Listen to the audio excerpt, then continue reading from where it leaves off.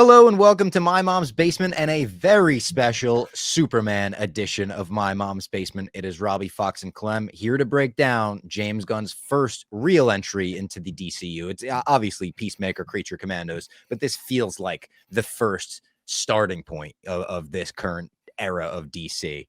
It's been a long, long journey to get here, going all the way back to him getting fired from Marvel, him doing Suicide Squad, him getting hired as DC president. It's finally here. People are seeing Superman. We've seen it. And I got to be honest, without getting into any spoilers right off the bat, Clem, I loved it. I told you I loved it. What did you think?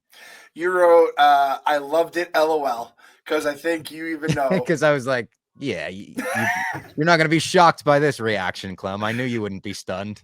You're either going to love it or you're going to be heartbroken that you didn't love it. That's kind of, Yeah. I think, where we have the Robbie Fox. Or you are the true Rotten Tomato.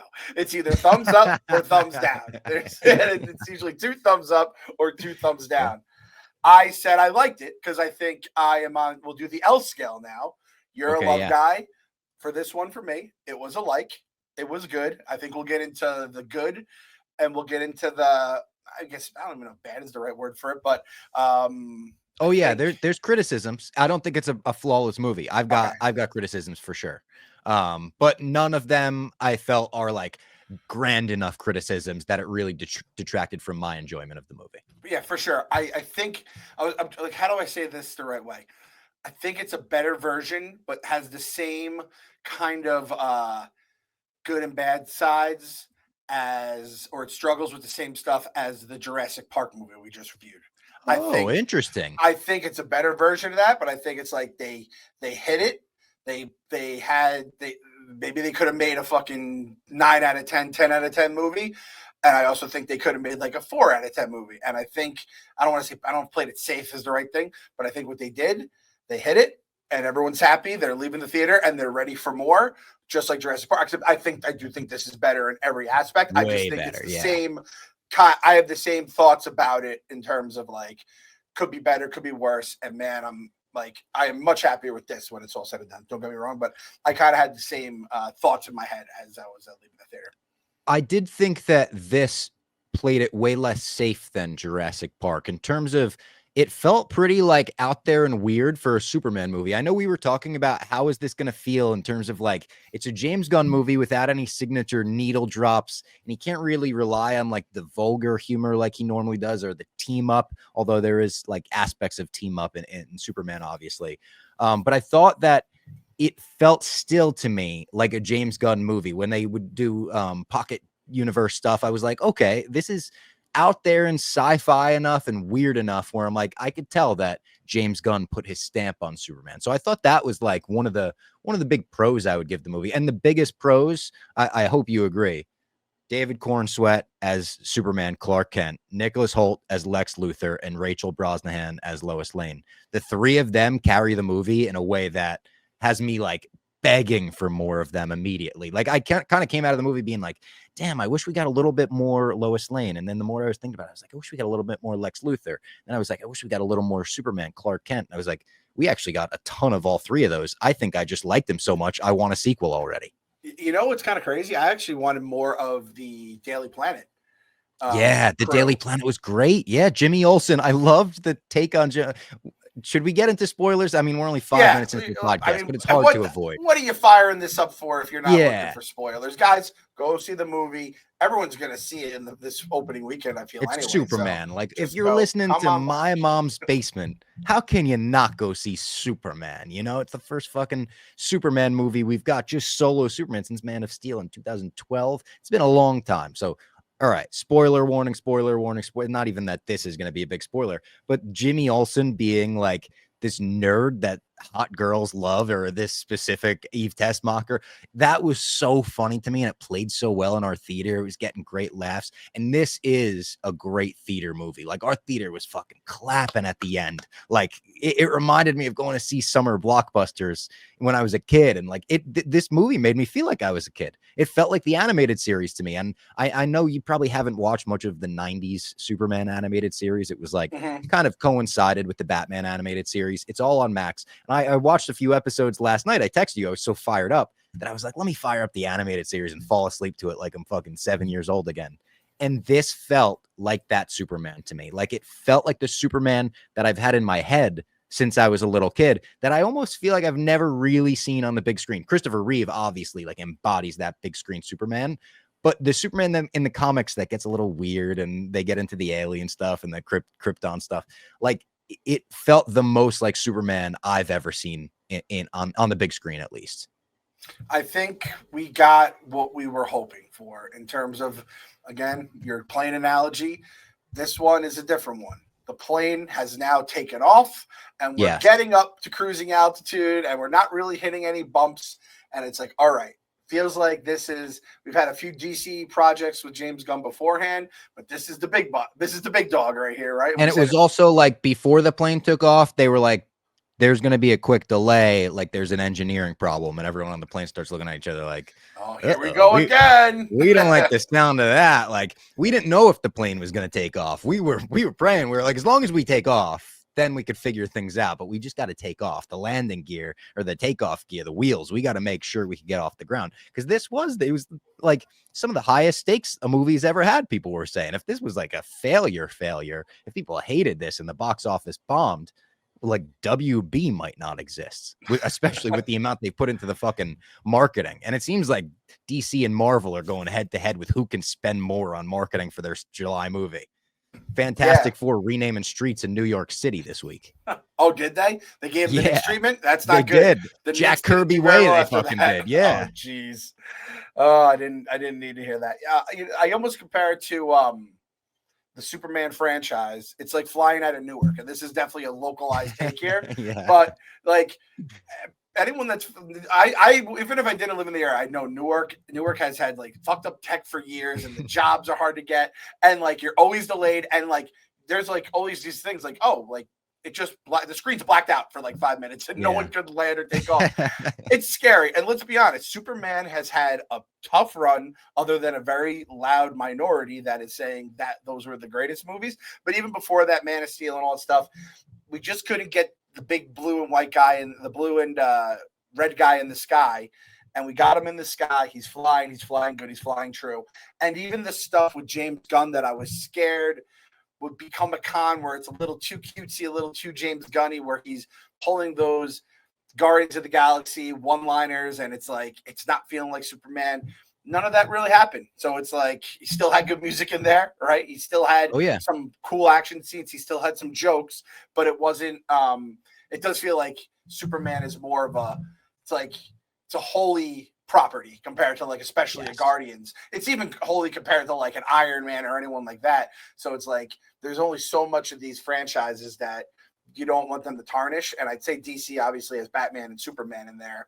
And we're in the air, Bob. We're in the air. Trust the gun. Light is on. We're in the air. Look up. Yeah. Did you see all the James Gunn hashtags? The fucking people trying to do like hashtag the gun is jammed. Hashtag the gun is cocked. Hashtag people were trying to like take James Gunn down, like the Snyder fans trying to take him down with the hashtags, and then the James Gunn fans would just like double down on the ridiculous hashtags and make even crazier ones. There's been very funny discourse this week. I have our hashtag for the episode. We're gonna let everyone know. Let's get it early. Yeah, tweet it out now. Hashtag gun harem. We're the gun harem right here. We're riding secret harem right here in the basement. Yes, in the basement makes that sound a little creepier. Yeah, that sounds very creepy. It sounds real creepy. All right, before we get into, I have so many notes on things that I loved in the movie and also criticisms I had for it. Before we get into that, let's shout out one of our sponsors here. That is Game Time. We absolutely love Game Time. We love getting out to baseball games in the summer. I just got to go to Fenway with Jared. It was so much fun.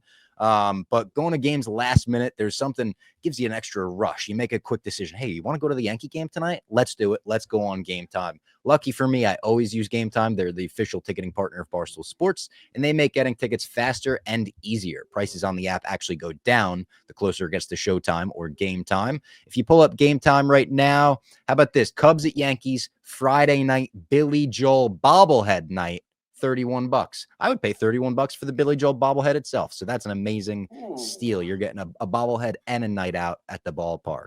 What are you waiting for? Get those tickets now with Game Time. Take the guesswork out of buying tickets. Download the Game Time app. create an account and use code MMB for My Mom's Basement and get $20 off your first purchase. Terms apply. Again, create an account and redeem code MMB for $20 off. Download the Game Time app today. What time is it? Game time. How about that? The Billy Joel bobblehead. It's amazing. I feel like that was around the time the concert you and Tommy were gonna, get Glenny Balls mad about, and obviously Billy's not doing this kind. You could probably get a couple of tickets to the game on Game Time, sell one of the Billy Joel bobbleheads, and then end up making money on the deal. Make a profit. Yeah, you're probably right about that. Yeah. Shout out Game Time. All right, let's get into some of the nitty gritty of the movie, some of the notes I made where I was like, oh shit, I loved that. And then, like I said, some of the criticisms I had right off the bat. I love the opening crawl. How about this? We just did the Jurassic Park podcast with Hubs, and you said, just give us a quick opening crawl. And I was like, holy shit, they were listening to Clem. Also, I don't know if I'm looking into this way too nerdy. There was like a 3 theme, 300 years ago, 30 years ago. Is that one day going to build to like DC's Trinity, or are they going to pay that off with a Batman, Superman, Wonder Woman crawl that hits us again with, and then there were 3 or, something shit like that?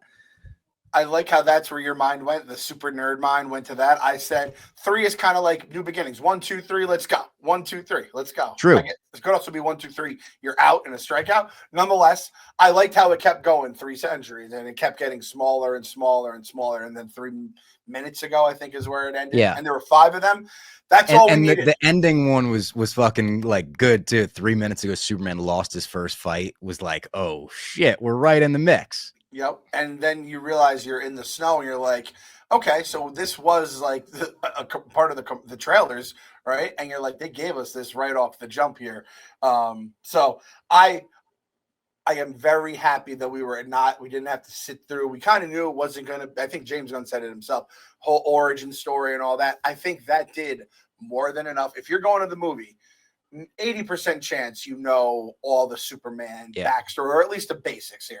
Like AJ may not know some of this stuff. He's becoming a diehard DC guy because it's the Fortnite theme right now, but I don't think he knows a ton about Superman. So some of that stuff he might have to explained. But listen, man, he is the dude, and the fact we didn't have to sit all through that, I think that made me happy. Just in general, that was one of my notes, is not having to do a whole full-blown reboot or whatever. More of those. Give me more of those. And honestly, I thought Man of Steel crushed the origin. Like, I think that's one of the strongest parts of Man of Steel. And so that was like not that long ago. They did it right. So I don't know if you would have to change a lot. I liked the way they opened here, put us right in the mix. I got to see it with fights, and this was the first Superman anything he's ever seen. He's like, I've never seen a Superman movie or anything like that. Really? He knew. I asked right before. I was like, like the broad strokes, right? Like, this fucking guy's an alien. He was like, yeah, I know that. But he did have a funny take, like right after the movie, he texted me and was like, I thought the entire movie, the dog was named Crypto, as in like cryptocurrency, and just put it together that it's like crypto as in Krypton. And I was like, yeah, dude. He was like, I was so mad that there was like, what a stupid name for a dog the whole movie. And then now I get it. It's like, that's a very funny rookie thing to say. It's funny because as someone that knows all the Krypton stuff, I like a couple of days ago said, man, I hate that dog is named after that dog can also be seen as being named after cryptocurrency, because I just hate the crypto bros on my timeline. So I came from a different angle than fights, and we both agree on that. Enough crypto stuff. And how about Crypto drags him back to the Fortress of Solitude? 2 seconds into the movie, we see Bradley Cooper as Jor-El. How did they keep that under wraps? I was like, did I know this? Is that Bradley Cooper? Is that Dave Portnoy on the screen? That's crazy. There's so many questions going on through my head. And yeah, that was a great secret. To the point where I was like, maybe that's not Bradley Cooper. That's what I was. Yeah, thinking, it was like welcome secret. My mind was kind of blown, and then I was like, I guess it makes sense with like Rocket, and he's obviously worked with James Gunn before. But the fact that they kept that under wraps, I was like, holy shit, that's pretty impressive. And then one of the Superman robots was Mantis from Guardians, so that was cool too. Alan Tudyk is the voice of 4, who is K2SO, who we absolutely love. And I thought that back and forth in the beginning was so funny. They're like, we do not appreciate thank you or whatever. We cannot appreciate it. And when he's talking about crypto and he's like, we do not give a damn if it lives or dies. We do not care at all. He was I love the Superman robots. It was a cool addition. Another thing that we didn't really get in other Superman interpretations where they're like funny. I think robot humor in this DC could be really good with James Gunn when he's in charge. Yeah. Because that is some of the best stuff in Star Wars, right? And yeah, Marvel has a little bit of it too. But I think they can definitely thrive because GI Robot or whatever, he was awesome, right? Yeah. So, and the different robots have different personalities, and apparently this one is named Gary. So that's what he said. I thought that was great at the end. Yeah, when he's just like, yeah, so is Gary, and then he's like, all right, Gary. Also, this is skipping ahead, obviously, but talking about Jor-El, the Jor-El message twist, I thought was brilliant. I was watching the Superman animated series premiere last night and kind of thinking in my mind, I wonder if they've ever done a Superman story where Jor-El was wrong. Like he told everyone Krypton's about to explode. He fucking sends Zod to the Phantom Zone. And then it was like they sent Superman on his way and he wasn't wrong. He's still out there somewhere. And you could do, I don't know, an invincible thing like Superman and fucking his dad fight or something. I was thinking that in my head. And then they do something that's different. But the twist being like the message was a little bit sinister. Then being like, you could fucking take all the lives you need. I thought was like smart, a different twist. It kind of made sense in the context of like, Kryptonians sending their baby here. Like they don't really care about the humans. They care about their baby. So I thought that was cool and a cool way of turning the world on Superman that we also haven't seen before. Yeah. I like let's be honest, humans, like they're probably right. Everything they said was true. And that just made the humans even angrier.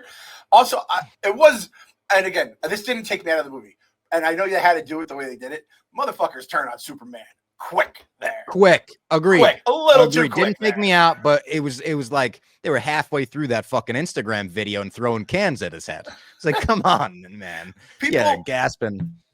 I'm sorry, people were looking at him disappointed. I'm like, you didn't even see the video yet. You don't have a phone in your hand.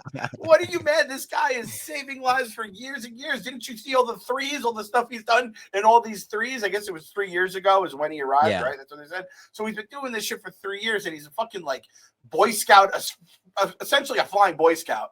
And there's this one thing in the era of fake news where they're going to say, oh, this is true. And even if it is true. Now, it does like, I always kind of liked having it where everyone's so pure of heart or whatever. But hey, I'm fine with that twist. Keep it going. Yeah. We could blow off a little more dust, from a certain point of view. And this was done differently, or they meant something different, or fuck it. They wanted him to have harems. A harem, huge. That was so funny. Huge win for the word harem. I guarantee I'm going to look up the Google Trends on Monday and be like, how much was harem search over the weekend? I can't wait to see what it was. The harem, like huge laughs in our theater. Too. Yeah, people were loving that the whole time. They turned on him so quick, and I thought that it kind of blends into a criticism that I keep seeing pop up, that the movie was a little bit overstuffed. And I think that's pretty valid criticism. I don't think it was too overstuffed. I think it's the kind of thing that on a rewatch sort of helps. Like it moves so quick, scene to scene. It's like boom, boom, boom, boom, boom. And that makes it a fun rewatch, and it'll be more like comprehensible. But the first time it does hit you almost like you just read 12 issues of a comic in a row.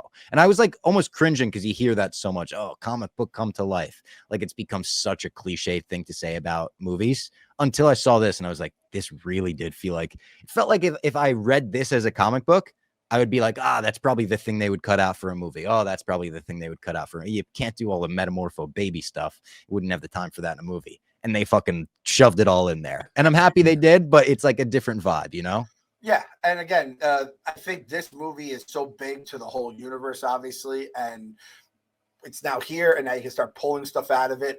I was actually wondering if they did like a Lois Lane or the Daily Planet crew, like now that Max, now we can call it HBO Max again. HBO Max, HBO again, yeah. If they end up doing a Penguin version of with the Daily Planet crew, like those are big enough stars, and I think people are talking about that right now. Are people are saying is that something that James Gunn is teasing?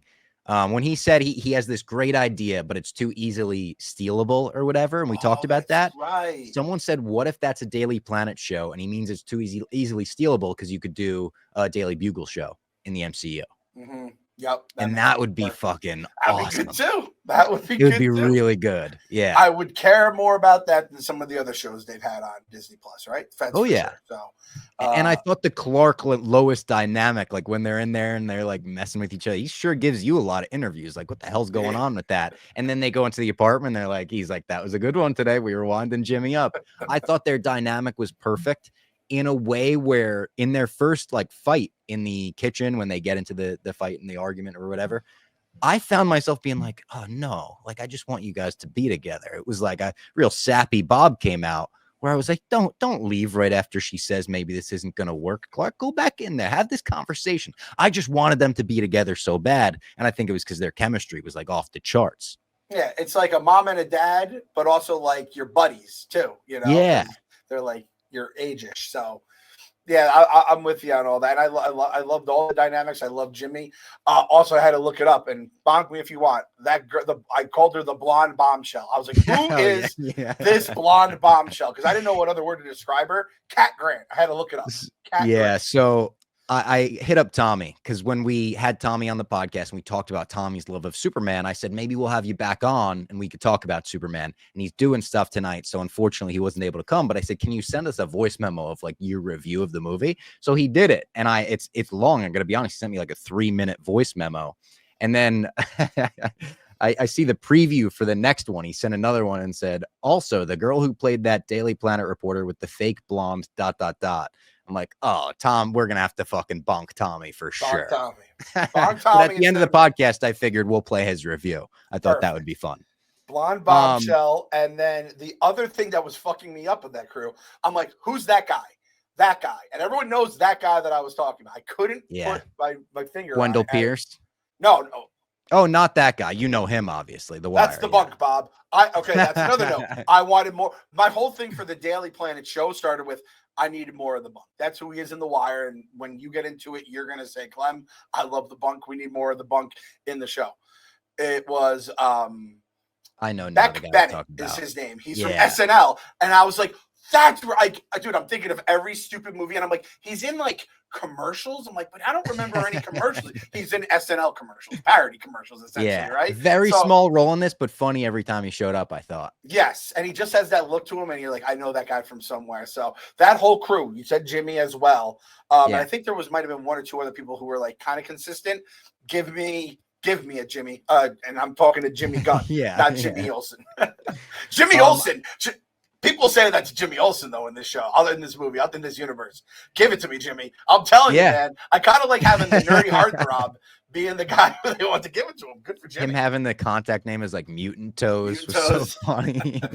I love the Hammer of Bavaria or Baravia. I think it's Baravia. Baravia.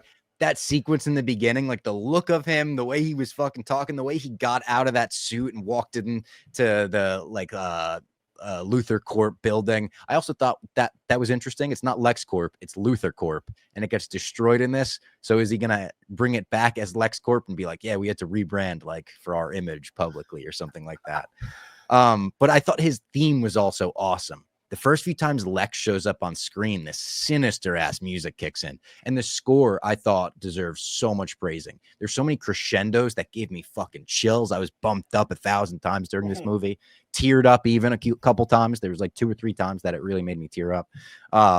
And I think Nicholas Hoult, this is crazy to say because I love Gene Hackman as Lex Luthor. I think he's my favorite on-screen Lex. I felt the fucking jealousy and the rage like seeping through. And I love the story that like it was between him and Robert Pattinson for Batman and he lost out. And then it was between him and David Cornsweet for Superman and he lost out. And seeing this, I can't picture him as Superman. I got to be honest. I think he's fucking great, but like he is so Lex in this movie. And he's so like the way he was saying, oh, Superman is grooming us. And he's using all these like kind of like modern buzzwords to fucking put Superman down. The scene in the beginning when he's saying A1, A12, G37, like he's calling out the moves for them to hit. I thought it was so fucking cool, so Lex, and so refreshing after the stupid Jesse Eisenberg Riddler / Joker performance of Lex. And I love Jesse Eisenberg. I just don't know what the fuck he was thinking with that performance.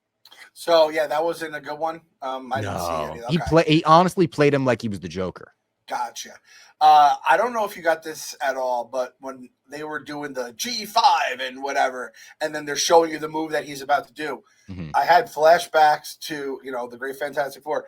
Incredibles with Syndrome, where he teaches the robot, knows all the moves and to do them, and how to beat them. And it's it's kind of like a similar type robot type look, like the visor, like And even like Lex is just like Syndrome. And granted, this is what Lex has to do as the villain, is he's monologuing and he's doing all these, leaving the fucking invincible superhero alone to be, in a little cube or whatever. And It just all kind of works. They embraced it all, you know, like it's turned up to 11 in the comics, and usually they crank it down a little bit for the movies. And James Gunn was like, leave the knobs at 11. Yep.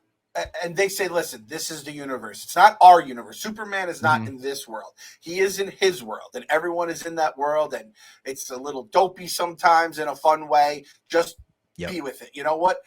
We want Superman. We got to take everything that comes with Superman, and whether you like it, some people like it, some people don't.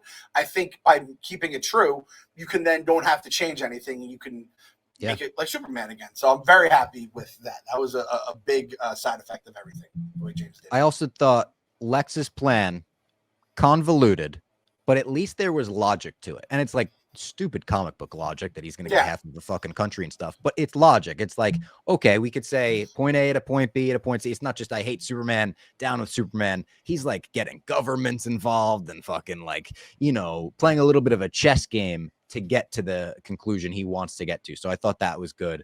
I also thought the fucking Peacemaker cameo rocked. The theater went nuts for that. And it was so well, like, I didn't think he was going to make a cameo at all, because I was like, two very different universes. I know it's the same universe, but one is very vulgar, HBO, and one is Superman. And you could take kids to see this. And they made it fucking work. Like, it made sense that he's on a talk show being like, yeah, that guy's a fucking asshole. And I was like trying to listen to every single word he said, because it trails off, but you can still hear just him basically pumping himself up and shitting all over Superman. And it was great. I had just the biggest grin on my face as that was going on. And I'm like, I can't wait for Peacemaker, which again, product next of month. James Gunn. Oh, that's right. Yeah, it's like right off the bat. And we get like Hawk Girls and Peacemaker. So they're really like threading it through. And it's like, oh shit, everything's connected again. Yep. Speaking of Hawkgirl, is that her name? Dina.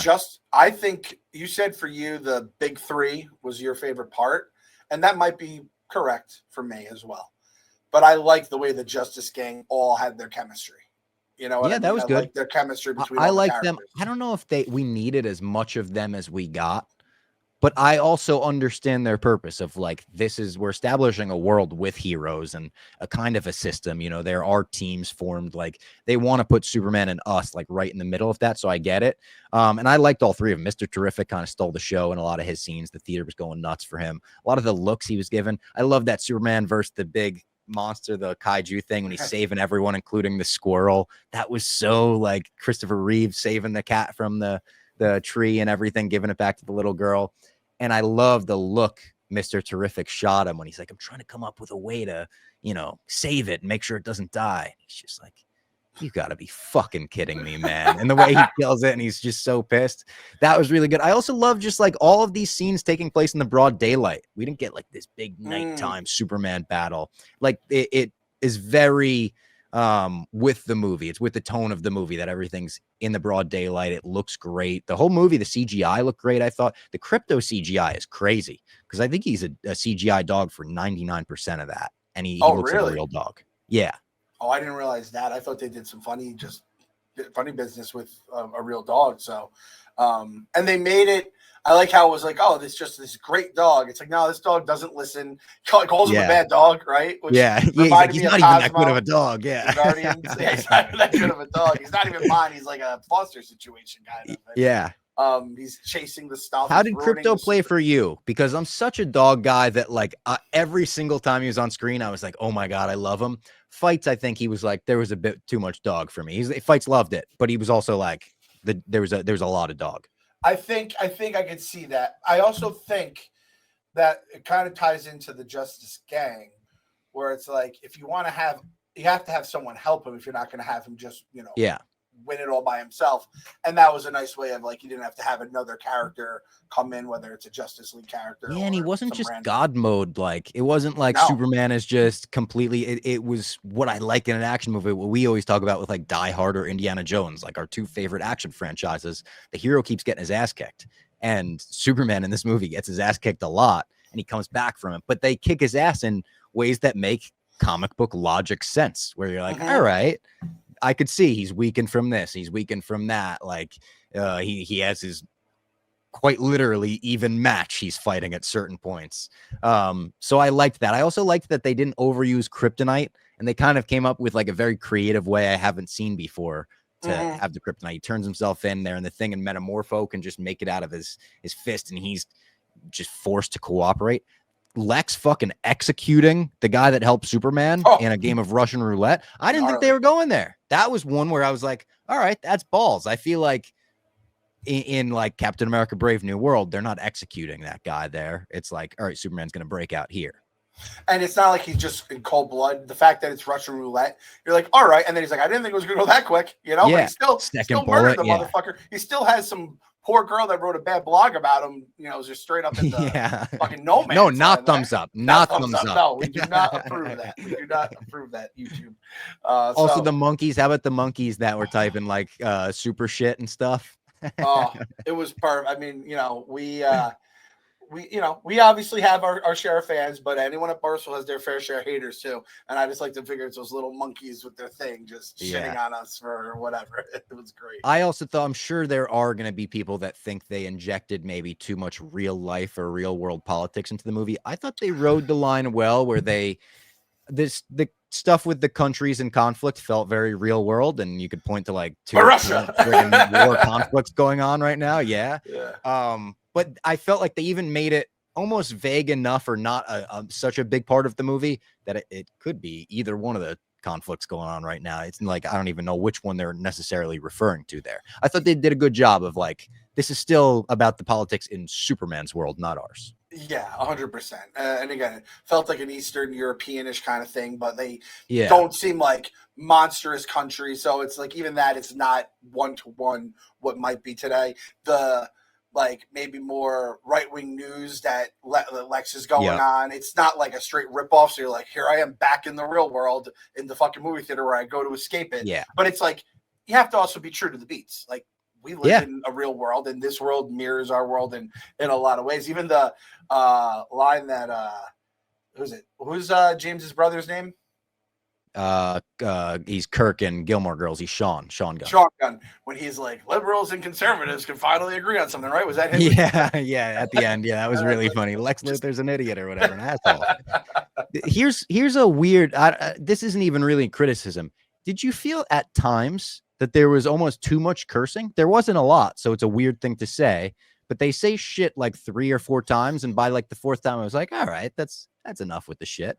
So I noticed one curse word, and I thought that when AJ hears that, he's gonna laugh, and because I'm gonna take him to see this, I think. And I did go on Reddit just to get people's thoughts before we went live, and I saw one person say like, I loved it, but there was just way too much cursing. So I don't think you're alone on that, Bob. By the way, did I tell you what AJ said in the car the other day? Or I tweeted it out. I don't know if I saw it. He goes, Dad, what did he say? He goes, is dick a curse word? And you laugh? I was frozen. I was driving and I'm frozen, and I just started laughing. Like, if you just hear, and he still has like a sweet little 7-year-old voice. He's like, is dick a curse word? And I was like, oh, and I'm just start laughing. My wife's in the passenger seat, starts laughing. I'm like, yeah, man, can't be saying that. And then the next day, he calls it the D word though. He goes, Dad, how do you use the D word? Do you say like D word you?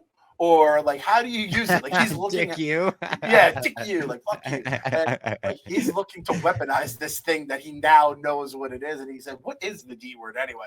I was like, it's another word for a penis, and we don't call people private partners, right, buddy? But like, I was like, do I tell him? And I'm like, yeah, you tell him, because he's gonna find out the next time he sees a friend. They're gonna say what it is, and then they're gonna get into a curse word conversation. I'm just gonna, give it to him straight. So it was one of those things. So the cursing thing, Superman, it's like, you do think, is it gonna just be straight PG in that sense? Yeah. I think some people are gonna actually be upset about it, because like I said, I did see one person here and complain about it, and where there's one, there's many. I didn't think it was too bad. It was just like, it kind of, by the 3rd or 4th time it hit my ear, like, oh, they're really like kind of like letting him fly forward. Yeah, because the rest of the movie is very the rest of the movie is very friggin' like kid friendly for sure. This is the kind of movie I said you could take a kid to this and they could become a Superman fan for the rest of their lives. It's the kind of movie where it's like so hopeful and awe-inspiring, and there's scenes where he's rising up from the rubble or floating in it. The score is crescendoing. That makes you be like, holy shit, Superman's fucking awesome, huh? Like, that was one of these kinds of movies for sure. Yeah, and hey, your parents, they're just there to screw you up, basically. Pa Clark, Pa Kent, he's a bald guy, he's a little heavy. Yeah, what did you looking think of old. them? Clemmer did not like them. I thought they were great. I thought the scene where he gets choked up telling Clark how proud he is fucking got me a little bit. That got me in my feels. Yep, I like that. And the mom was such a bumpkin, a country bumpkin, that, you know, it made it almost Yelling into the phone. Yeah, it's on the box for you, Clark, what he's talking about. Yeah. The TV. So that kind of stuff I was fine with. But I'm also not someone that has a real, like, oh, I hope they have this version of Mom, Pa, Clark, Kent. So to each their own. If Clemmer doesn't like it, which we'll have to get Clemmer's thoughts when it's all said and done. I know he wrote a blog that was spoiler free. Still streaming now. Yeah. By the time, like, we had you at the 24-hour. Now we had dueling. Can't go to sleep until you win a championship. Barstool you've brought the dark side to Barstool, Robbie, with your 24-hour stream. Yeah. And listen, as Jerry soon as had I saw it them too hit the with his 24-hour mark, I was like, yeah, I know how that feels, and it doesn't feel good. They went fucking 40 hours or something crazy like that. Oh, yeah, disgusting, man. Disgusting. I liked how fucked up Superman looked from the kryptonite poisoning. He looked like he just did a 24-hour stream. Yeah, that's good way to put it. And how he was still obviously fucked up because he didn't have the sun. Yeah, and they're still showing his veins after he got out of the portal. I liked how much they talked about the sun powering him too, and how that works. Because I feel like maybe it's just me, but I feel like talking to non-comic fans, that's something that sometimes goes over their head, where they're like, "Oh, the sun is like why Superman's so powerful on Earth," and like that's a big part of the comics and his character. And under a red sun, under a yellow sun, like I liked how much that was brought up 2 or 3 times, but that was enough. Yeah, no, that feels like it's going to be a thing continuing moving forward. And it also does give them a way to, like, nerf him when they have to, too. Yes. It's like, because I knew that as a kid, but I didn't know, obviously, the first time I read Superman. And then after you hear, like, all right, that makes sense. But if you're just getting in for the first time, like, oh, he's an alien and he's like a super alien. He's an, whatever the planet of Invincible is. Which, that's by the way, Muhammad Ali, he went and fucking under a red sun. So he had no powers. The guy. The thing about the family and have your harem and whatever that felt Invincible-ish to me. When you learned that their planet is like takes over. They were the Viltrumites. Yeah, the Viltrumites. I couldn't remember the name. Thank you. So a little bit of shared DNA there. Fucking cool twist that James Gunn thought of there. Another thing that I thought was clever. 2 things kind of in the same sequence. One, how the engineer kind of planned to kill him in that final battle where they were like filling his lungs and his eyeballs and shit. I was like, okay, clever. And then also clever how Superman realized he was the only one being shielded at that moment and drove them into the crust of the earth again. I was like, this is fucking smart. It's brains over brawn, the movie. I thought he was going to try to freeze them in space, and we're getting another Guardians of the Galaxy. I'm like, R.I.P. my dog Yondu. I'm not ready for this right now. I'm never going to be ready to watch. Loves freezing motherfuckers in space. He can't get enough. What if we just freeze him, James, for the 100th time? You're like, come on, man. He makes Scooby. They're like, what if Scooby? They launched a villain into space, and they're like, into space, and he wants to freeze Scooby again. It's like Michael Scott with the gun in The Office. You know? Yeah. James, stop freezing people in space right now.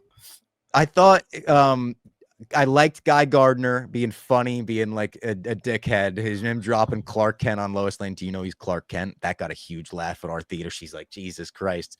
But I thought it was impressive to me, almost in a similar way of like Gambit and Deadpool and Wolverine, how he's very funny. But then when it came time to business, he was kind of badass. When he shows up with the Justice Gang in, what was the name of the country? Jarhanpur, something like that. I wrote it down, but it's hard to pronounce. When they're expecting Superman and chanting Superman and they show up, it's still kind of like a oh yeah moment. It's like they're gonna fucking go get him. And they weren't like the greatest. Obviously, they weren't meant to be the greatest gang of heroes, but you're still like, yeah, go get him.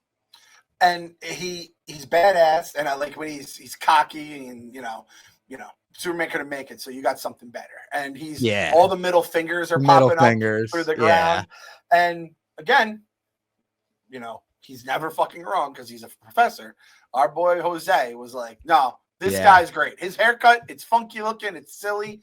he rules, and you guys are gonna like him, and we do, and we're 1 for 1 in Green Lantern so far in the James Gunn era, which is a win. And Jose texted me. He was going to go on Friday because he's working so much of this. It's Katie Taylor versus Amanda Serrano 3. The trilogy's going down on Saturday. He's working a lot of the press conferences and all of the media days and stuff like that. So he's like, I was going to go on Friday. And then he just got too like amped up and hyped. So he bought tickets for 11 p.m. tonight. So he's going to a real late showing. So if you want his take, I'm sure the podcast will be out by then already. But go to his Twitter for sure, Jose Youngs, because he's the fucking like Superman is his guy from day one. He was posting baby pictures of him in Superman capes and shit the other day. So I'm very excited to hear what he thinks. I think he's going to love it because of the comic booky feel. It's like, how could you not? Yeah, I think if you ask him to send you a voice memo like Tommy has reviewed, it would just be the you sound like Darth Vader. Also, how about this? I got a really fun fact for everybody. I watched some of the Christopher Reeve documentary last night, which I got to be honest is very sad. I thought it would be about his whole life. It's really just about. It starts at the accident and follows his recovery, which is very inspiring, but it's very sad to watch. It just is. But he mentions that David Prowse, the actor who played Darth Vader in the suit in the original trilogy, was the guy who came up with his workout regimen and diet regimen for him to get into shape to play Superman, because David Prowse was like a former Mr. Universe. Huh. So in a weird way, Darth Vader is responsible for Superman. That's cool. That's very cool. Did they mention in the documentary, like, what did he ever do to Eminem that made him just go at him for? They like did not talk about the straight. Eminem thing, but yeah, crazy. Sonny Bono and Christopher Reeve just got shit on for years by Eminem, and I don't know why. I'm almost positive Christopher Reeve's son was the newscaster who first mentions like the Green Lantern, Hawkgirl, and Mr. Terrific are here on the scene to like whatever. They cut to a quick news broadcast. Pretty sure it was Christopher Reeve's son. I would like, when we find out the little Easter eggs like that, that's something that you like to hear when they're taking care of the people from the OGs, which, I mean, that's James Gunn's thing, is he's going to scratch the back of anyone he can. Speaking of Jose, and speaking of the Justice Gang, like you said, I stand corrected. Did not love Mr. Terrific in the trailer. He was probably my favorite. He was my, I don't know if I can say my favorite character in the movie. Like, I don't know if I say it was Superman in the movie and the blonde bombshell I just mentioned. But Mr. Terrific, when he came out screen, I was like, yes, let's go. Like, this guy's fun. He does cool shit. And I really fucking his action sequence was cool when he puts Lois in the bubble and he just fucking goes to work with his T-orbs. Not circles. Yes, not circles. That was straight out of Guardians. That was a Guardians scene. Had the music playing too. And I was like, let's cook, baby. And the fact that it was a guy who kind of like a Guardians guy I didn't know anything about. And I loved him just based on all the stuff he did. And I was like, Mr. Terrific, Jose, you did not steer me wrong. He was great. And Falcon Girl is is that her name, Falcon Girl? Hawk. Okay. She was okay, I thought. She went, that was weird. Yeah, it was weird. That was weird, right? She does that. Like, she has to do that because that's what she does, but it was weird. It didn't translate, we'll just say. Maybe they can figure out a way to make it translate a little better in live action. I did like her attitude, and they're just kind of dismissing the Justice Gang. How about her clobbering that eyeball with her fucking spike? It was great. And then the thing that Green Lantern makes that's just like dig dig dig dig dig dig dig dig dig. He makes like it's basically the little bird that drinks some water. It just keeps going. Yeah, it reminded me of like a tattoo needle, but like directly into the fucking thing's eyeball. That really got a big laugh out of me too. My biggest problem with Hawkgirl, other than the scream, the caca, was. She's now Dina. Is that her name in The Last of Us? Totally. And I could not unsee sitting that. In the Justice Hall, I almost thought it was like her sitting like when they were trying to get the arrow out of her leg, like in that same style. Yeah. She was I mean, her hair, like her makeup, it was like Dina. And it's no fault of anybody's. It's just like that actress timing. Stuck in my. By the way, Bob, we didn't talk about this, and by the time we talk again, it's going to be too late. 2 writers. Two of the Last of Us. I saw that. That's not good. Not a great sign. And there was a story that Pedro Pascal had like a conversation with one of them. Like, do you like the direction that this is going? Like, are you in on? Like, I think Pedro pulled someone aside and was like, just want to make sure that like you're good, right? And as someone that is covered in another HBO show that goes off of source material, then the creator is like, I'm out, which is George R. Martin. Like at some point of all the Throne series, it doesn't usually get better when that happens. Yeah. Right? I'm still like, listen, I'll be there season 3 premiere. Yeah, we'll be there. Hoping for the best. prepared for the worst. I'm actually going to text Kevin. I'm going to say, I'm sure you heard of KFC. Yeah. But as someone that's like a diehard, I'm like, oh, and I feel much better about my takes from season 2 now. I was like, some of this just doesn't feel right to me. And I guess they agreed. Yeah. Let's tell everyone about another sponsor here. That is New Amsterdam Vodka, something that always feels right. New Amsterdam, because it's the best vodka in the business. This episode is brought to you by New Amsterdam Vodka. It's the official vodka of Barstool Sports, the official vodka of the UFC, and in our opinion, it's the official vodka of winning. We got a champion vodka over here, so if you're a metahuman under a red sun, this will work on you. You match it up against any other vodka, and it's a TKO for New Amsterdam. So whether you're watching the UFC this weekend at your favorite bar or you're hanging out at home listening to Spin and Backfist talk about it, celebrate your wins with the insanely smooth New Amsterdam Vodka. Find your wins with New Amsterdam Vodka. We love New Amsterdam, whether it be the Pink Whitney, whether it be the normal product. The normal product has a brand new label, blue, crisp, sleek. It's awesome. You can't miss it when you see it on shelves, and you're going to want to put it on your shelf. So shout out to New Amsterdam. Again, the best, whether it be Pink Whitney or the normal stuff. Sponsor Spin and Backfist, sponsor Barstool, sponsor My Mom's Basement. Superman's unofficial favorite vodka, I'll just say. It's unofficial. Yeah, Superman, Supergirl, all of them. Oh, definitely Supergirl. Good call. How about evil Superman with the long hair? Listen, David Cornsweat, I was 20 minutes into this movie. I was like, all right, new man crush. I gotta be honest, fucking admit it. Man crush activated. And then he comes out with the long hair at the end. I was like, holy fuck, this guy rocks. Cool fight, some creative like scenes, the arm bar into the fucking flip over, a bus hits some black hole. This has to be Bizarro in the future, right? I mean, it's already like half Bizarro. It's another version of Superman, but I want to see him come back in the future, Justice League thing, a Superman sequel.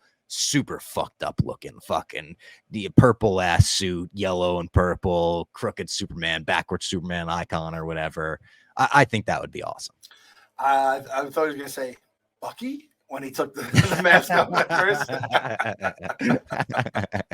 I also will admit, I thought this was very predictable. From the moment they walked into the Fortress of Solitude and they were like, how'd you get in here? And he doesn't really answer. And then we find out the DNA. I was really expecting Ultraman to be a clone of Superman. I was like, why are we not getting that explanation? So I was a little confused, and I wasn't thinking, I don't have all my DC canon in my head. So I was like, Lex Luthor could have just some crazy next level buy DNA shit. Makes sense. Go to the fights, find the hair, blah, blah, blah. Yeah. That's how we got Luke, right? With the hand. We made another Luke. So you can make another Superman.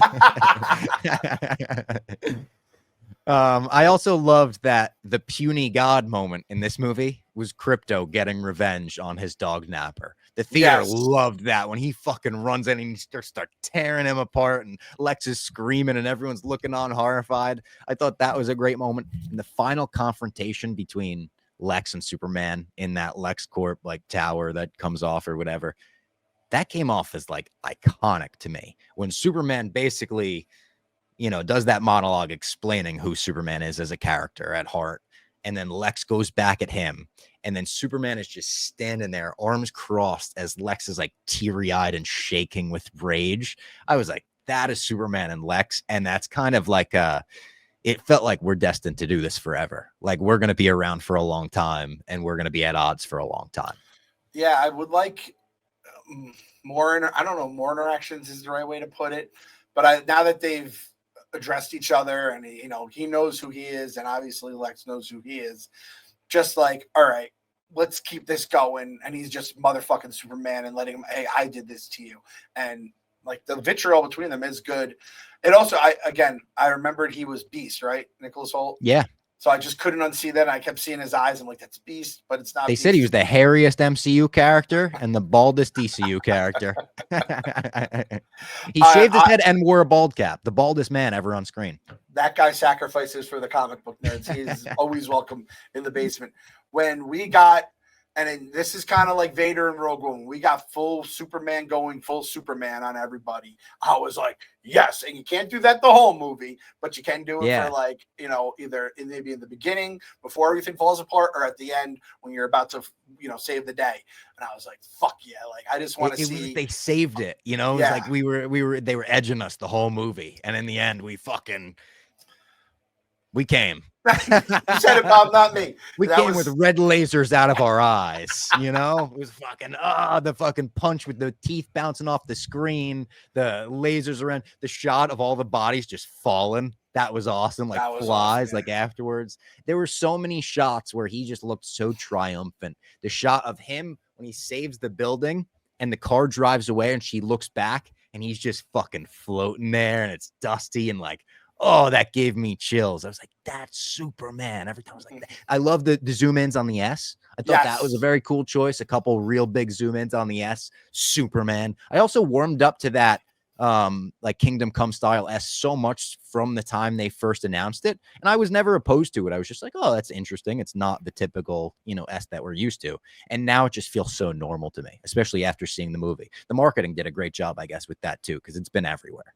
Yeah, I'm sure Iron Man looked weird when he wasn't this clunky guy, right? He was a little more sleek and he looked cooler, that's for sure. This one might not look better depending on your opinion. I love the suit too. The more I see the suit, the collar, he just looks badass. The fact that they went with the trunks, I'm very happy about. I love that they put the yellow S on the cape. Stuff that people said would be silly, stuff that people said wouldn't work in a modern movie. It works. It's fine. Like nobody's like, that yellow cape fucking took me out of it. Like it's totally fun. Also, the hypno glasses explanation. Great. I loved that. Like, did you know he fucking wears those hypno glasses?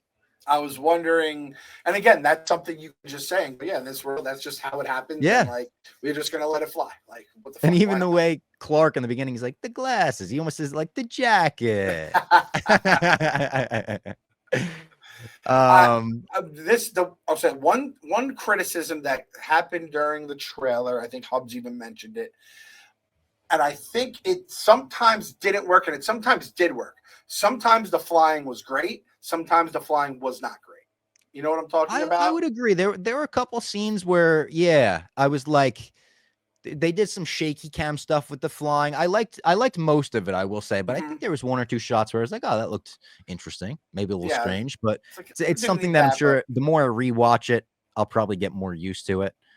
And that's the thing is, this is our first time with Superman in a while, and it's like you're going to nitpick everything when it's just on in the background and it's not new anymore. You just be like, you're not even going to notice those kind of things. Yeah, this is going to be a fun rewatch too. I could really see myself throwing this on in the background constantly because it is just like puts you in a good mood. It's one of those like feel good movies that you leave the theater being like, fuck yeah. Everyone in our group left the theater being like, fuck yeah.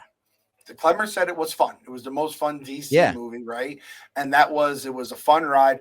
The one battle scene that happens at night was the one where he's not participating in it. It's like, it's just an imp, like, you know, space imp or whatever. They got it without me. And I like that you could just have that, and that's just normal. Typical day in Metropolis. You have three guys battling an interdimensional demon. Green Lantern was bonking it too in the background. Did you notice that he just had a bat and he's just fucking bonking it over and over again?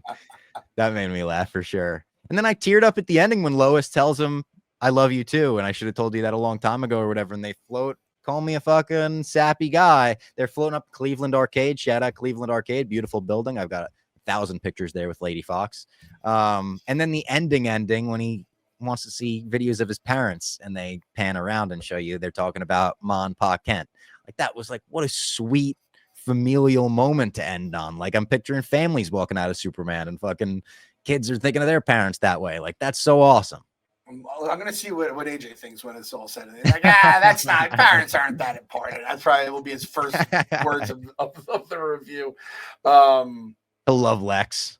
Yeah, exactly. I'm really kind of nervous about it. If you like Lex Luthor do that, because he knows like, he's like, I want a prison just like Lex. He puts all his like, he puts all the bad guys in jail and he puts them in little boxes and like locks them up. So I'm kind of like concerned that he is going to really like see that and be like, this guy is awesome. He has everything I want. He created a pocket dimension just for this kind of stuff. I have to admit, like when he was like flying up with her and then I'm like, oh, what are we going to do next? And I'm thinking like, he can't have sex with her. And I became Brody from Mallrats. Yeah. You got to wear the kryptonite condom. Yeah. If that baby kicks through her with powered by the sun, it'll kick through her stomach. Great Wendell Pierce delivery too, and great look he gives them at first when they go off, and he gives them the "you ain't slick" look. He's like, I see you guys, and then he says to Jimmy, he's like, so how long have they been hooking up? He's like, I think about 3 months. It just seems so like natural, like that seemed like a real like coworker interaction. That was a good point. It was like a good coworker thing that's just casually off the cuff, but everyone's had something like that with their coworker. Cannot wait for you to actually meet Wendell Pierce as Bunk, because you're just gonna love Yeah, I this guy gotta see him, tenfold, yeah. which is almost impossible to say. Excuse me. And then I liked the redirection when Lex is like, "I'm gonna get that reporter that you always talk to." Yeah. You're like, "Oh fuck, he's talking about Lois," and it's like Clark Kent. And Yeah, I was that like, was "Oh," good. because that would have been very tropey for him to Yeah. kidnap the girl, damsel in distress, and the fact they didn't do that, even though she ended up in the portal anyway with Mr. Terrific, was a nice twist, I thought.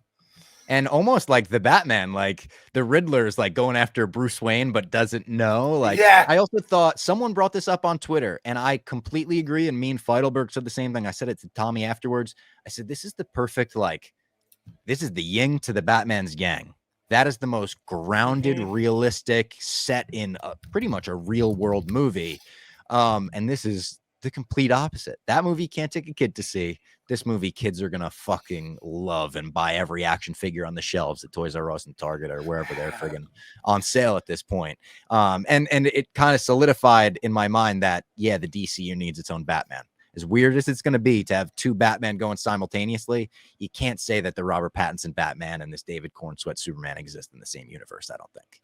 I that's the thing. I was like, I'm fine with it, and it does feel like this universe when you bring in the Wonder Woman's, the Flash, another Batman.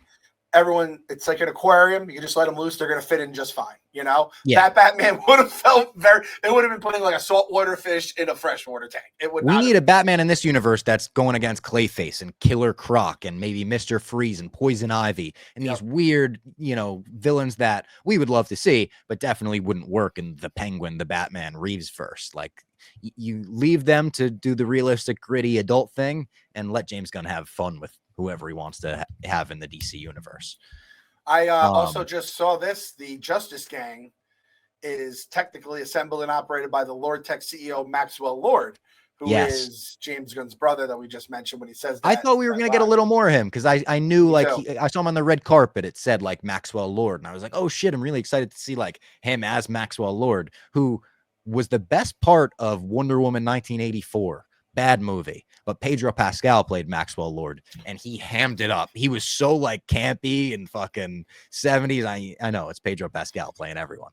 I know. I'm just so mad that I didn't see that movie, but like it seemed like a great idea. They seemed to be gearing it towards the music, and then they had Pedro, and then everyone was like, no, everything sucked about it, essentially, except for I guess Pedro Pascal. Really bad. There was like a cool they did post-credit scene where they brought back Linda Carter, and that was like, oh shit, but it was, you know, a cheap pop. The movie equivalent of a cheap pop. There was a cool like fight at the end too. Her and Cheetah have a cool fight at the end, but it's like not worth the movie that leads up to it. And how about, speaking of double dipping, like Pedro Pascal, Wendell Pierce double dipping DC and Marvel in 1 year. He was in Thunderbolts like very briefly, and then gets to appear as Perry White, a friggin' iconic DC character, who also I rewatched Superman 1 and 2 this week. And Lois Lane's introduction scene, I forgot how funny these movies are. The introduction scene like made me spit out my drink. She's like running up to Perry White and she's like, oh, what do you think about this? Like, covering this new friggin' headline, this murder or whatever. And he looks at it and goes, rapist has 1 P. And he just walks away from her. I was like, Jesus Christ. What a way to fucking, you know, introduce that character in a kid's movie. Crazy. I loved how they were roasting Clark's like writing ability as well. That was incredible. I gotta get through a fucking Clark article. And the way him and Jimmy were celebrating when he got in, when they're fucking like punching each other, like he's like, front page, let's go. Like that was great. So you're talking about pops. What was the pop like when Supergirl shows up? My cousin, and then she's there and acting like a woo girl. Probably the biggest pop of the movie. I gotta be honest. He says my cousin, and I knew immediately. But I still second guessed it because this didn't leak anywhere. I don't think. I think this was like the most kept under wraps thing that Supergirl was gonna be in this fucking movie. And when she showed up, people went nuts to the point where I think some people thought that this was the Supergirl from the TV show. Because we were some people were like, oh, like that TV show must have been great with the reaction it got. And I was like, oh no, it's like just because people are excited to see Supergirl and Millie Alcock, who people loved in House of the Dragon. And I loved how they set up her movie, because Supergirl Woman of Tomorrow, the comic, is about her turning 21 and going to a world with a red sun so she could go party and get drunk. And she kind of wants to put her responsibilities to the side, and then gets wrapped up in a very heroic story, of course. But I thought it like transitioned into that perfectly. That'll be the next DC movie we get. And the fact that they throw one quick twist at the end, one more twist. And they're like, oh yeah, it's Krypto is her dog. And Krypto jumping on her and like sending her into the crust of Antarctica. And he's like, see, this is why the fucking dog has behavioral issues. That was so great. I loved all of that. That was perfect, the way they wrapped all that together. And I don't know, I didn't know Supergirl was reckless in general, if that's at least one of the characters. So this version of her for sure is. And I think, I don't know if it's in this version, but in a lot of the comics, she's older than Clark and was sent to Earth kind of like to make sure he landed okay. Gotcha. And then, so we knew she was going to be Supergirl. That was known. Yeah. They just didn't know she was going to be in this movie. Yeah, correct. Okay. And like, we never even saw her suit. Like, they filmed the whole movie. It's wrapped, Supergirl. And people were trying to get like really grainy, far away photos of her suit. You could just tell it was like a blue blob. But the fact that like they showed the suit, I thought was fucking dope. And it looks great. She's got the skirt. She had like a jacket on over it. Like she was like the Linda Cardellini in Freaks and Geeks or something. I loved it. Yeah, it was cool. And my theater, it was a very empty theater, because this a theater I didn't even know was open anymore. So there wasn't a ton of people. But one guy behind me goes, whoa, he like hyperventilated. And I was like, what's happening? Like, and were you like, Jose? Yeah, exactly. It must have been Jose, right? And I'm looking back and I'm like, who is this cousin he's talking about? And then I'm like, oh, okay. That is someone that probably gets people geeked up about it, for lack of a better term. And then the post-credit scenes were just fun, and they set the bar kind of low for post-credit scenes. The one was just, it was barely even a scene. It was just a cool shot of Superman and Krypto that we kind of saw already. And then there was the funny one with Mr. Terrific, where he's like, it's not, not exact here. I thought that was good. But in my mind, the Supergirl scene almost served the purpose that a normal post-credit scene would. Like, that teased the next project, and James Gunn was like, don't expect something crazy out of every post-credit scene. And I wouldn't mind if this is just what his post-credit scene are. They could have more stuff to them. Maybe if you have the occasional, say there's 5 movies that come out. One has something, oh shit, right? Or none of them do. I will say this, though. I had to pee so badly by this point. And I waited. And then when I saw the first post-credit scene, I'm like, all right, well, the second one's going to have to fucking hit hard. And then I saw the second, I'm like, that was not worth. I would have just liked to have read about it online, and I would have just, peed earlier. Yeah. However, I peed in between scenes. Yeah. That's the smart way to do it. The Supergirl they could have done that at the end and gotten all the pops. Sometimes it's better not having to do that. Like, Marvel is basically at this point now, like, look, we're just as guilty, where it's like, that fucking post-credit scene sucked. We waited around. Secret Invasion, we're like, all will be fine as long as you give us one good post-credit scene. Check it off on the bingo card. An hour and 3 minutes in, we hit it. We made it back. We finally started out bitched about a bad TV show after a good movie. But like, James, don't feel the need to do that. Don't even feel the need to do them. I could tell when there's not one. And if you want people to watch the credits, I guess you have to do them. But if not, like, that's a Marvel thing in my mind. It doesn't. I hated when Star Wars was like talking about doing. I was like, no. We don't need to do that in every single, franchise. Yeah, definitely. And the post credits, or the credits themselves, did feature a special thank you to a ton of comic writers and artists, which I thought was cool. You don't always see that. They had a big list of them. And then I had some criticisms that I wrote down. One, like I said before, I think the overstuffed criticism is pretty valid. I think I could see that. Rewatches will probably help that. My biggest criticism, and this isn't a huge criticism, it didn't ruin the movie for me. I didn't need to see Lois Lane in the Pocket Universe and flying Mr. Terrific ship around the country. Like, and that goes for kind of the whole Daily Planet crew. At the end, when they're all in the ship together and they're cheering him on, I was kind of like, this is a little much for the first movie for all of them to be so kind of casual, relaxed about we're in a fucking spaceship over this battle and everything. I think if they were all in the Daily Planet as the rift is breaking Metropolis apart, the drama's the same. And it didn't take me out of the movie too much, but it's a leap where you're like, all right, I guess the controls are intuitive or whatever. But it was like, I didn't need all that. I'm with you on both, and both at the time I was like, all right, we're not gonna have Lois doing the thing, and then Lois is in there, and then she's flying spaceships, and I'm just Yeah. it feels. And even like all the Pocket Universe stuff went on a little bit too long for me, where I liked the stuff with Metamorpho and his son and him being held captive, and that stuff was good. Him making the sun was fucking cool. The way it was lit and everything I loved. By the time we get into the black hole lava that's pixelated and we're getting, it just went on a little bit too long. It was a good moment when Crypto and Metamorpho pull him out, and it's like good, but I thought that if you're going to cut anything, it was that. And then if I was going to be fair, I criticized Man of Steel a lot for destroying all of Metropolis in the first Superman battle. And they do not go quite that far in Superman. But I think there was still a little bit too much Metropolis destruction for my liking. When we see the shot of the buildings going, do, do, do, do, do, I was like, all right, I know they're saying they evacuated, but we're talking multiple skyscrapers going down hard. I think you could have gotten to the black hole's about to hit Metropolis and Superman saves it. And again, I don't know if like the drama is removed as much for me. But that's really it. That's really like all of the criticisms I had can be boiled down to like, it was a little silly that Lois Lane and Perry White were like flying a spaceship together. There was a lot of destruction in Metropolis and there was a lot going on. Everything else in the movie, I adored. I loved. I can't wait to go back and watch it in theaters. Like I texted Lady Fox. She's on a work trip. I was like, we're going back. You got to see this movie. You're going to love it. So it's for me, it's like, I will do our fast food reviews. If we're doing like a ball scale thing, this is like a 4.5 balls for me. Whoa. It's very close to the Pattinson Batman, which I like a little more than this. I would put the Pattinson Batman above this, but they're so different. It's very hard to compare.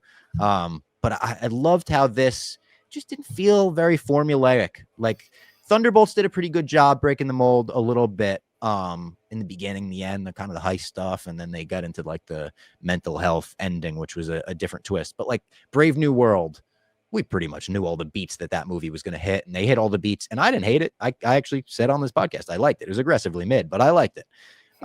This just, it didn't feel like I know exactly what's going to happen next. I know exactly what's going to happen next, even though it's a Superman movie where, he's going to fucking save the day. It still had me like on the edge of my seat. Yeah. Fun. It was fun, right? That was the clever so word. Much fun. I think that handles it. So it's interesting because I would give it a 7.5 out of 10. Right. And I think that's like a fine movie. On the ball scale, it's a 3.75, right? Because that's how the numbers work out. True. So it seems a little harsher. I just don't know if it's a 4 out of 5 for me. But it's just like I gave Thunderbolts a 4 out of 5 for context. That's the Robbie Fox curve. That's the Robbie Fox. Yeah. And then our fast food review, the most important review there is. I said I came up with one pretty quick. Do you mind if I kick us off here? Of course not. I think it's the McDonald's Happy Meal with the toy that you wanted. Because I think this made me feel like a kid again, Clem. I was just delighted by how Superman made me feel. I walked out of the theater with the same feeling that I left like the first Avengers movie with, or like I left the fucking, I don't even know what movies as a really young kid, but like I was just like inspired. I was like, this movie is exactly what I wanted it to be. So what would your fast food review be? Hand to God, my review. It's the adult Happy Meal from McDonald's. There we go.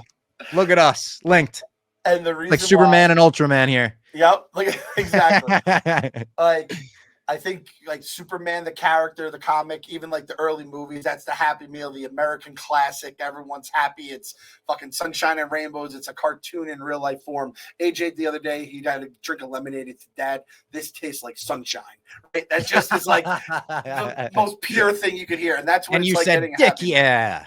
Dick, yeah. The adult Happy Meal, they brought it back I think it was like 2 years ago. I think at Cactus Flea Market, had some of the old beloved McDonald's figures. They've remixed it, and it's like, I'm just happy that I can get a Happy Meal again, even though I'm not a kid. I'm an adult, and I think it's like nuggets and a Big Mac, and then you get fries and a drink, and then you get a toy, you get it in a big box, and you just have happiness. And that's kind of what having Superman back in our life is, and having the DC universe potentially back in our life as a viable franchise or studio, whatever the hell you want to call it, universe.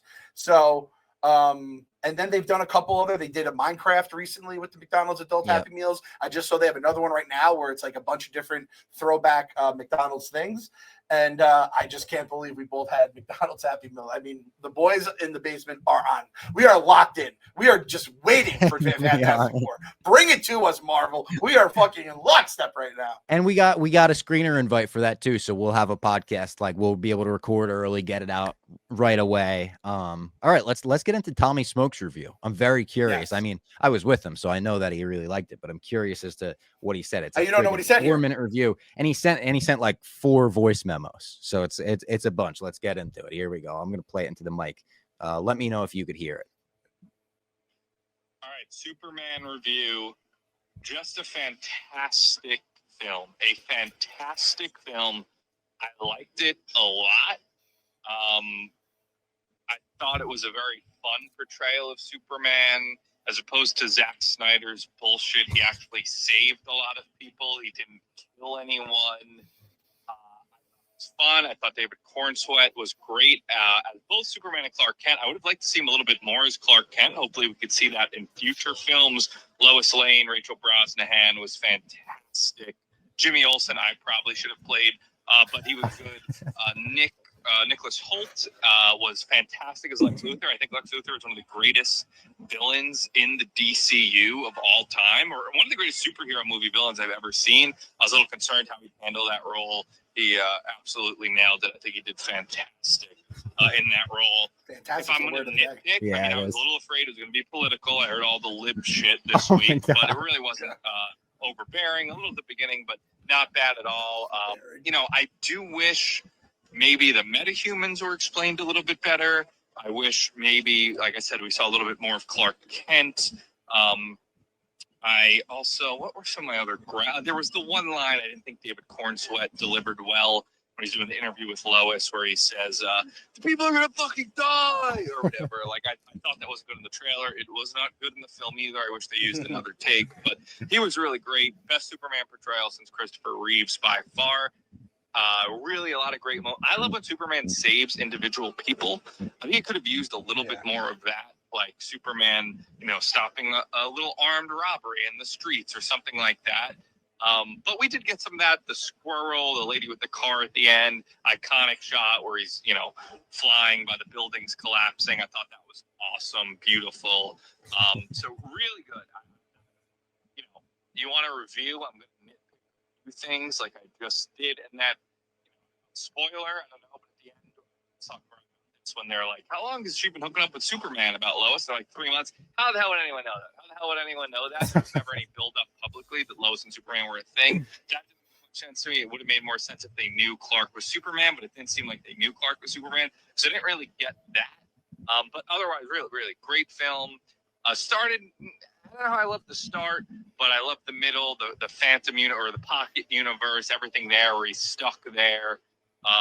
Just a great movie. I was worried about it being overstuffed, the Green Lantern, Hawkgirl, all that, but it didn't feel that way. They came in at the right times. Thought the Green Lantern was a fun character, even though he has a weird haircut.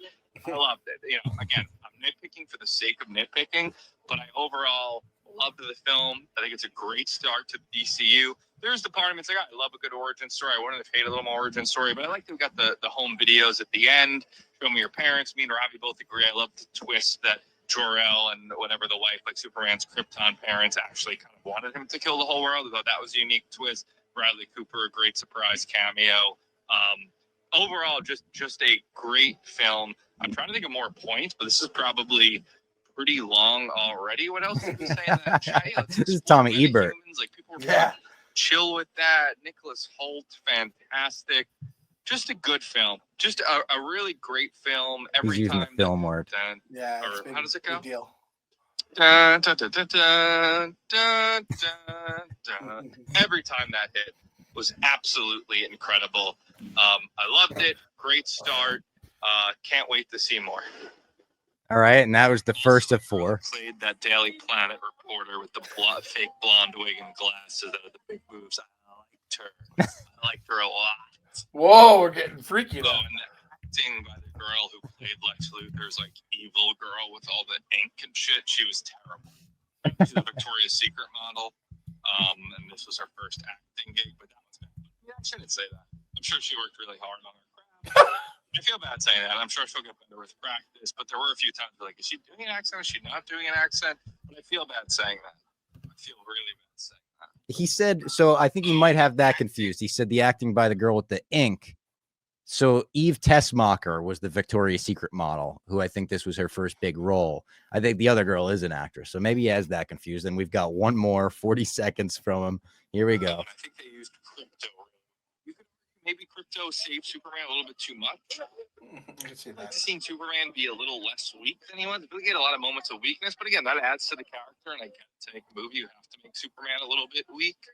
But like, I do just love seeing Superman be Superman. I would like to see a little more of that, like in everyday life. But seriously, overall, a great film. I'm nitpicking. It felt like a Marvel movie in a good way. Like, there was humor. It was bright. You could see the James Gunn influence. Overall, yeah, I'm giving my nitpicks because I'm giving a review. But overall, truly, like 9 out of 10.